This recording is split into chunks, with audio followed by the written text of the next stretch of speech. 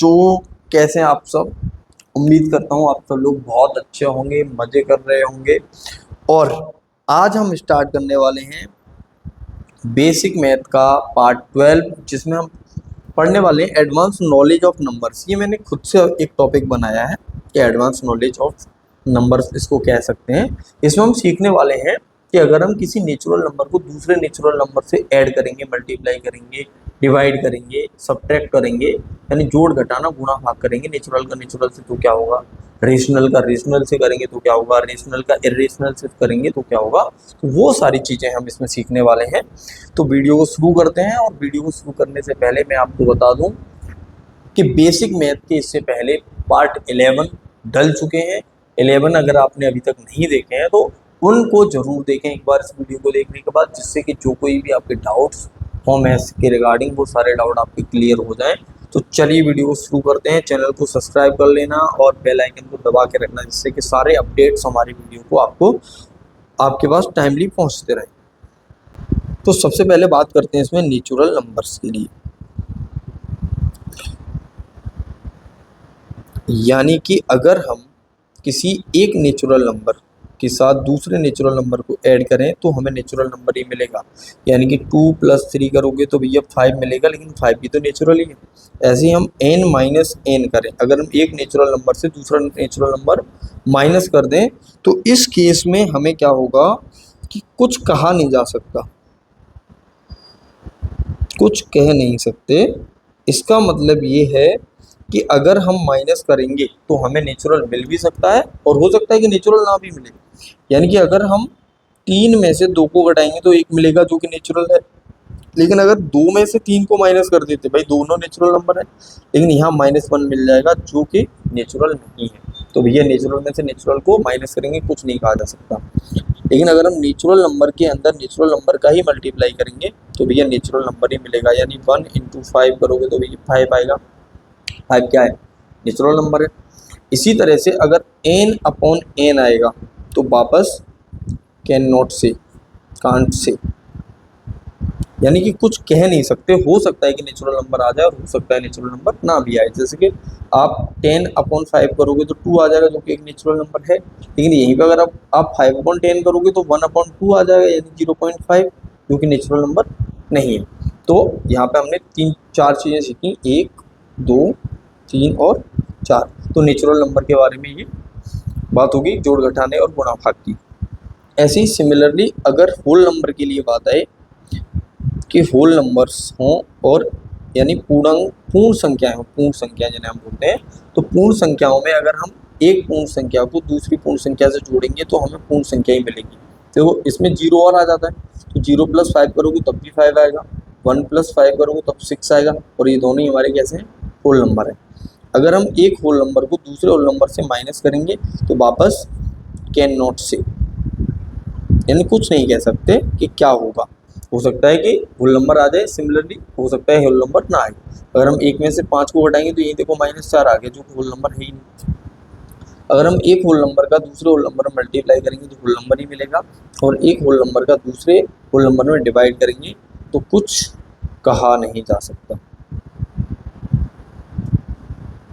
यानी कि हो सकता है कि होल नंबर आ जाए और हो भी सकता है कि होल नंबर ना आए। ये मैंने आपको एग्जांपल देके बताए, ये सब होल नंबर के लिए भी वैलिड है। तो नेचुरल नंबर, होल नंबर लगभग एक जैसे बिहेव करते हैं, क्योंकि उनमें ज़्यादा फर्क है नहीं, केवल एक 0 आ जाता है। और इसमें भी देखो नीचे जब हम डिवाइड कर रहे हैं तो हम साफ साफ जानते हैं कि 0 नहीं होना चाहिए नीचे, कभी भी 0 हो जाएगा तो क्या हो जाएगा, नॉट डिफाइंड हो जाएगा। ऐसी बात करते हैं हम इंटीजर्स की, इंटीजर्स के लिए या पूर्णांक संख्याओं के लिए क्या होगा।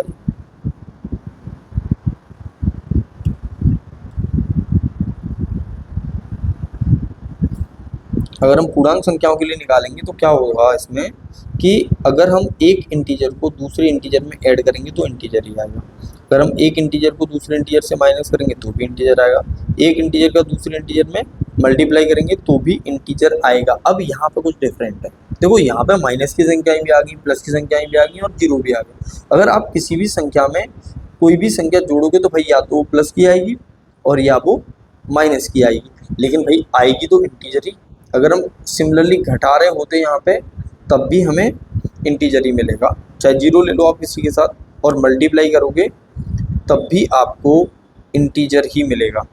लेकिन यहाँ पे दिक्कत आती है सीधी सी डिवाइड में। अगर हम i अपॉन आई, अच्छा यहाँ पे i और i सेम संख्या मत समझ लेना, यहाँ पे ये एक इंटीजर है और ये दूसरा इंटीजर, आप चाहो तो i1 i2 से समझ लो इसको। ये मैं ये बताना चाह रहा हूँ कि देखो इंटीजर जितने भी होते हैं उन सबको i से रिप्रेजेंट करते हैं, तो पहला i की जो वैल्यू होगी दूसरा i की वो वैल्यू नहीं लेनी, अलग भी हो सकती है सेम भी हो सकती है, कुछ भी लो, लेकिन आएगा इंटीजर। लेकिन अगर हम एक इंटीजर का दूसरे इंटीजर में डिवाइड करेंगे तो कैन नॉट से,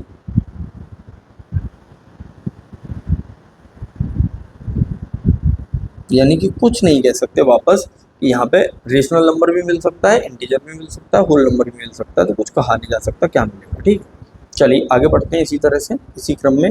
और अगली बात आती है यहाँ पर रेशनल नंबर की, जो कि सबसे ज़्यादा पूछी जाने वाली चीज़ है। और इसमें बहुत सिंपल सा रूल है भैया कि एक इनको रिप्रेजेंट करते हैं क्यू से, यानी ये होते हैं हमारी परिमेय संख्याएं। और परिमेय संख्याओं के लिए अगर इसको देखोगे तो अगर आप किसी एक परिमेय संख्या को दूसरी परिमेय संख्या से जोड़ोगे तो आपको परिमेय संख्या ही मिलेगी।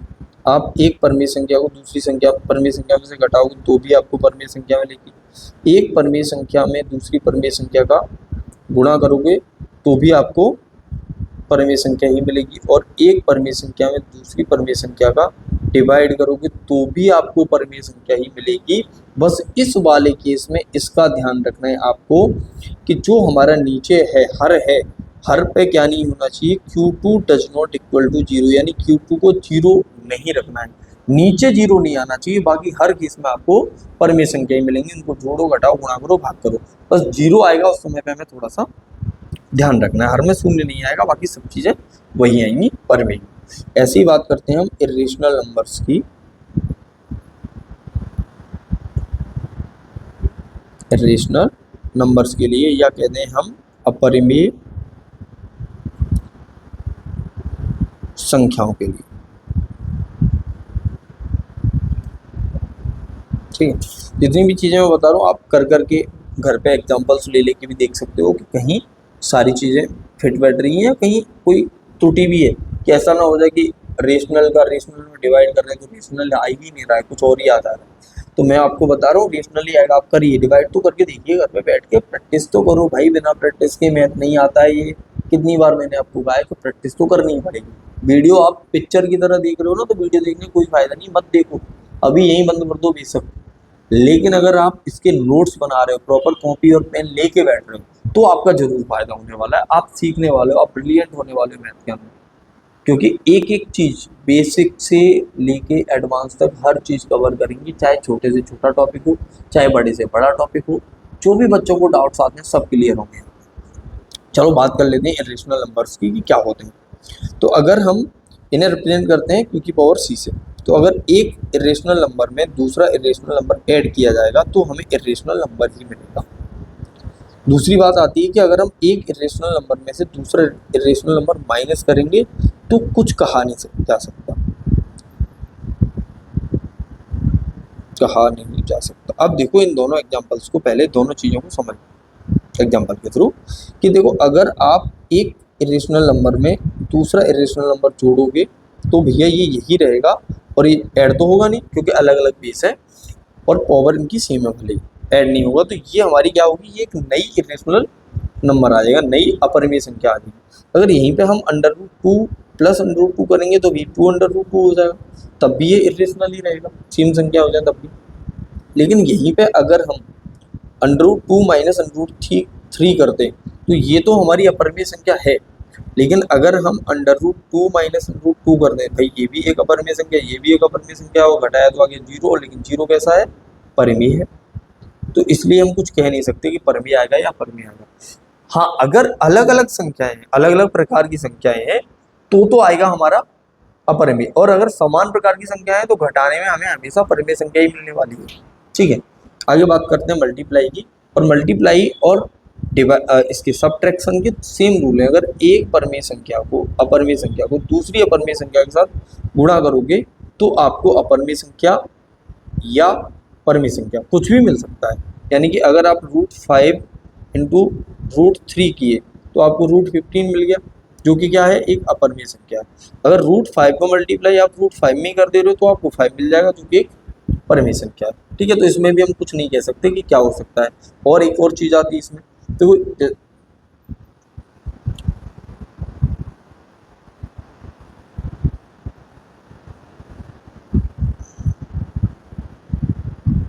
ठीक है, तो इतनी बात आपको समझ में आ गई।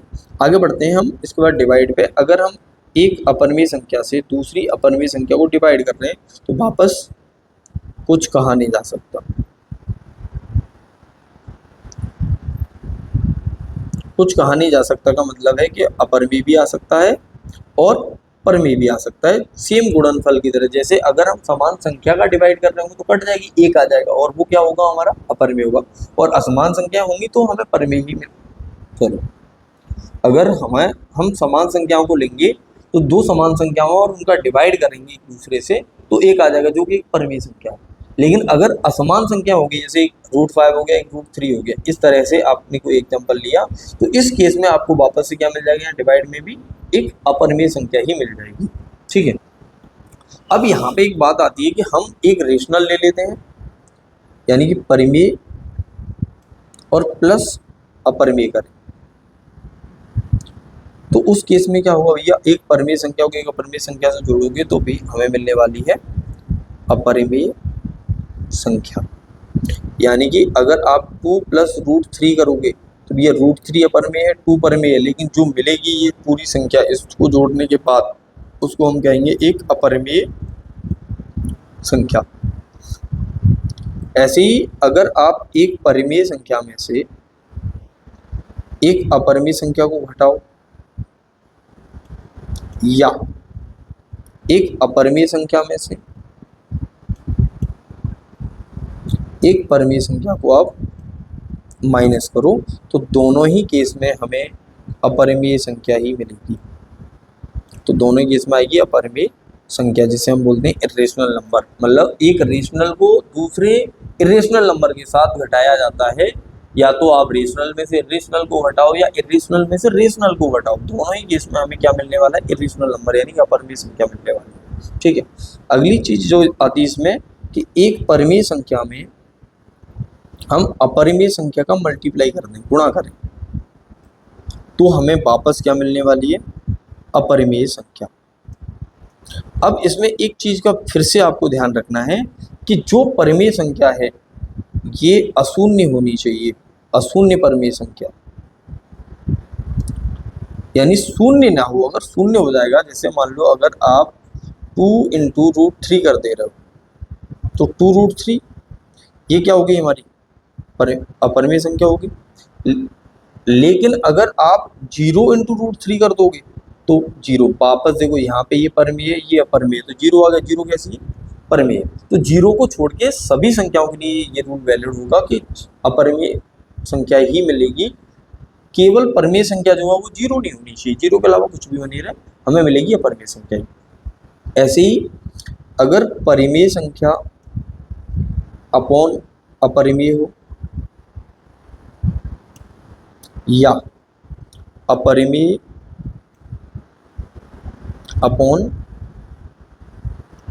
परिमेय हो, मतलब एक रेशनल नंबर को एक इरेशनल नंबर से डिवाइड किया जाए या एक इरेशनल नंबर को एक रेशनल नंबर से डिवाइड किया जाए, तो दोनों ही केस में हमें मिलेंगी इरेशनल नंबर यानी कि अपरिमेय संख्याएं ही मिलेंगी, अपरिमेय संख्या मिल जाएगी। लेकिन इस बात का वापस ध्यान रखना है आपको कि इन केस में इस केस में भी जो परिमेय है, परिमेय संख्या 0 नहीं होनी चाहिए। अगर परिमेय संख्या 0 हो जाएगी तो यहाँ तो हो जाएगा अपरिभाषित और यहाँ पे हो जाएगा तुम्हारा परिमेय। अगर 0 में डिवाइड करोगे तो 0 आ जाएगा, 0 एक परिमेय होता है। तो 0 को छोड़ के ये सारे नियम लागू होते हैं। तो आप 0 एक स्पेशल केस है, मैंने आपको बताया था। 0 की बहुत सारी प्रॉपर्टी भी बताई थी। अगर आपको 0 की प्रॉपर्टी नहीं पता है तो 0 की प्रॉपर्टी वाली वीडियो एक बार जरूर देख लें, जिससे को आपको कम से कम उसमें 20-21 प्रॉपर्टीज हैं 0 की, जो आपके सारे कॉन्सेप्ट क्लियर कर देगी कि 0 क्या क्या कर सकता है। तो 0 को अगर हम डिवाइड कर रहे होंगे तो इनफाइनाइट हो जाएगा, लेकिन 0 में डिवाइड करेंगे तो 0 हो जाएगा। तो जब हम चाहे परिमेय संख्या का डिवाइड करें 0 में, चाहे अपरिमेय संख्या का डिवाइड करें, तो वो तो आना 0 ही है।